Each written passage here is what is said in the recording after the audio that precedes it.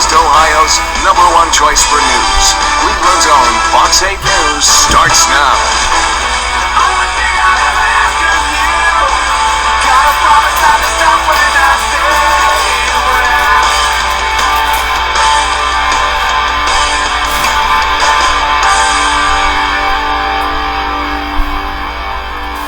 Closer to the prize at the end of the rope. Good afternoon and welcome to Fox 8 News at 4 o'clock. I'm Gabe Spiegel. I'm Natalie Herbeck. That line Gabe mentioned is from the Foo Fighters song All My Life, and it will be that band kicking the Rock Hall induction week into high gear.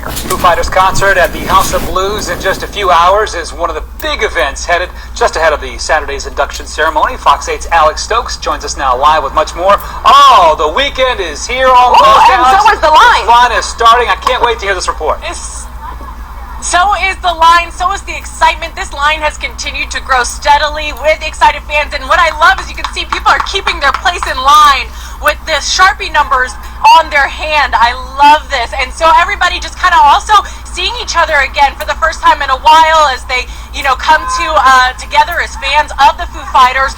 Many of them are also here not just for the concert, but have tickets to the induction ceremony. Major star power is descending on Cleveland this weekend for the newest class of inductees at the Rock and Roll Hall of Fame. I'm a huge rock history nerd. I've been going to the Rock and Roll Hall of Fame since I was a kid. Much of the focus Thursday night is on inductees, the Foo Fighters, as they play their hits at the House of Blues. Loyal fans started the line at 7 a.m. It was dumb luck. I was in Columbus for a different concert, and I had to come for this one because I have tickets, so I got on the road early. And those tickets weren't easy to come by, selling out within an hour of the announcement on Tuesday. I have their tweets on alert. That's a pro tip because they like to surprise everyone. This concert, a little extra special on the heels of the band's induction into the Rock and Roll Hall of Fame. I am expecting a lot of secret songs that they haven't played in a long time because we tend to, I've seen them several times, so I know, the set list. And I had my fantastic moment with Northeast Ohio native Dave Grohl a few years ago.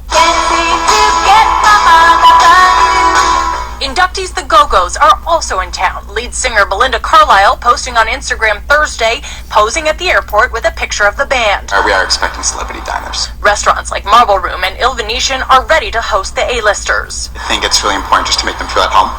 Don't make them feel like they're not a celebrity for the 2 hours, the 2.5 hours that they're dining with us. Their presence and visitors from around the country helping to bring more eyes to Cleveland's culinary scene. It's definitely impactful.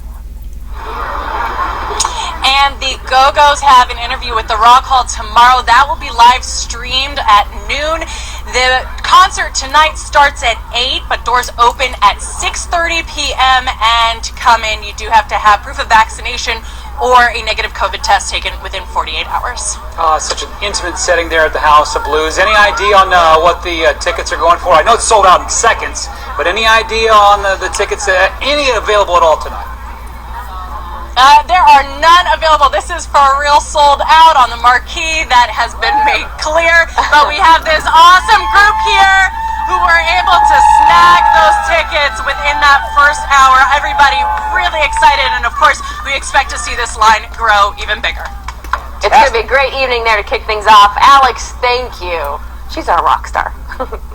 Well, in other news here locally, our Fox 8 team is now uncovering new information about a man arrested for the murder of the grandson of Cleveland Mayor Frank Jackson. Last night, we broke the news of the arrest. I-Team reporter Ed Gallick is live with the latest. Ed? Murder charge filed, but the I-Team has learned investigators don't believe this guy did the shooting. Police tracking more leads to find who else was involved. September, security video captured the murder of Frank Q. Jackson, grandson of the mayor. Now, weeks later, homicide detectives have filed an aggravated murder charge against Robert Shepard. This video shows Frank Jackson in an earlier court appearance. A warrant says the man just arrested, quote, directed Frank Jackson to the scene where he was killed. Investigators believe someone else fired the shots. The call to 911 revealed new clues to what happened. I need the police right now. Police. Mayor Frank Jackson grandson asked you to drop him off somewhere. When I dropped him off to go pick up his motorcycle, the dude jumped out of a gray Chrysler tinted windows and shot him. We checked the record of the man just arrested, convictions for drugs and weapons and more, and he just got out of prison in March. Coming up on Fox 8 News at 5, what else we noticed about his record that you might find very unusual. That at 5. All right, Ed, thank you. We'll look for that report then. Months-long manhunt is over after deputies and SWAT officers corner a suspect in numerous crimes in a trailer park, and all of it was caught on video. Fox 8's Dave Nethers has that video for us tonight. He joins us live. Dave?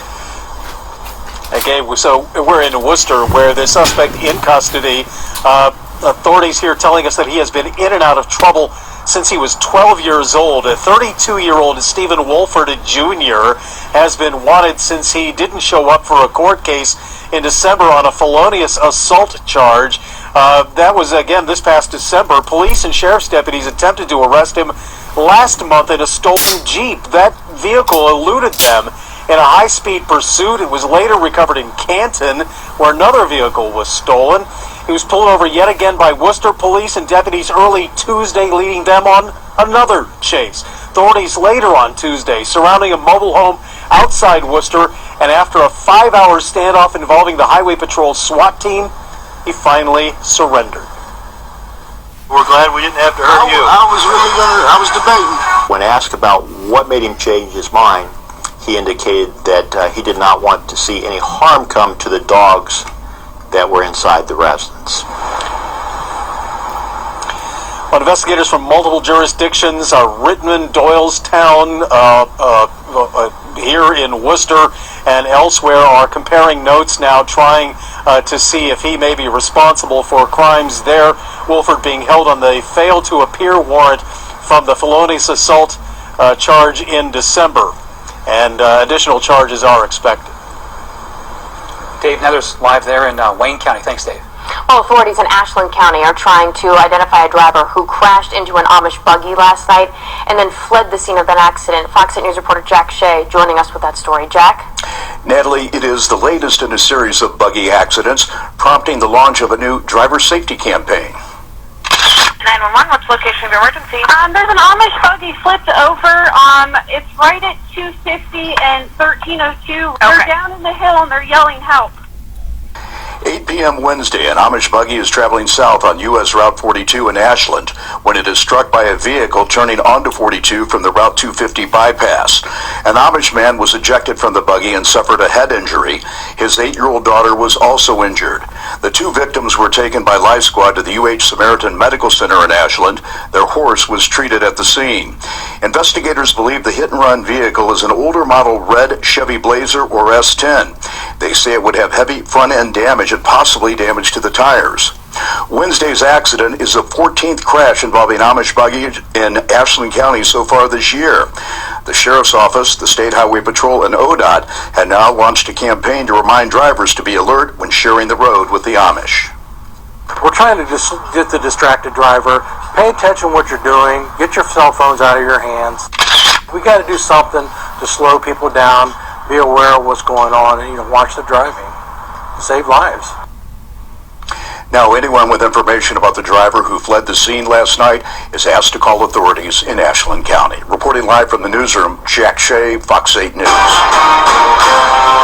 Jack, thank you. Some breaking news. We're just getting into our newsroom. A Cleveland radio icon has passed away. WTAM announcing a short time ago that Mike Trevisano has died. The man known as Triv was a frequent caller to Pete Franklin's sports talk show before launching his own broadcasting career in 1987. He eventually took over Franklin's old show on WTAM in 1994 before moving to his afternoon slot soon thereafter. He's been a consistent ratings leader, talking about sports, politics, and everything in between. Mike Trevisano was 72 years old. Our thoughts and condolences go out to his entire family. Still in shock over that news here in the Fox 8 newsroom. Turning now to the latest in the battle against the coronavirus, leaders from the area's top health systems gave an update on the pandemic and what's next. Fox 8 News reporter Matt Wright is live with what they're saying tonight. Matt? Gabe, there is excitement and some optimism from local health leaders, but still caution that the fight against COVID-19 is not over. First, cases are falling. Local hospitals say we are on the downswing from a peak in the latest surge about a month ago. Since then, cases have cut in half and hospitalizations have dropped by a third. But concern remains about a return of a potential winter surge, so vaccination remains key. The Cleveland Clinic and university hospitals are now preparing to vaccinate 5 to 11-year-olds once that receives federal approval, and they'll offer vaccines through pediatricians and at mass clinics. Meanwhile, the hospitals continue a balancing act of moving patients and staff among hospitals amid a national nursing shortage. Hospital leaders urging continued vigilance as people move indoors and gather for the holidays. We can do something to mitigate any other surge that we might have, and that is we urge everybody to be vaccinated and to take some simple precautions when they're together. Also, some new hope about a promising Tamiflu-like treatment for COVID. A pill, an antiviral pill from Merck, is up for federal approval and could become available to patients in the next month. Gabe? Appreciate the update there, Matt. Right live. Well, you can buy them in Ohio, but you're not allowed to shoot them off. But that could soon change. So to come here at 4 o'clock, while you may be able to see the rocket's red glare on more than just the 4th of July. Well, these are images here of a local road washed out by weather 2 years ago. I remember it was yesterday. It's still not fixed. Why it's been such a tough task to repair a small stretch of roadway. Melissa? Enjoy the last couple of hours of daylight. It is still dry for now, but rain is getting closer and closer, and the rain is going to become heavy at times. We'll have the timeline when it will be the heaviest, and if it may or may not affect the Browns game and trick-or-treat coming up in your full forecast. The side of this story never heard before. What really happened inside Rocky River High? This video sparked investigations, caused a firestorm.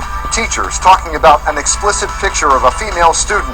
Now, for the first time, we hear from one of the teachers in that video. In fact, I have gotten more justice just from talking to you in these first 4 minutes than I ever got from the administration. Because nobody ever sat down and asked me my story. You will hear his story, what he wants every parent to know, tonight on Fox 8 News at 6.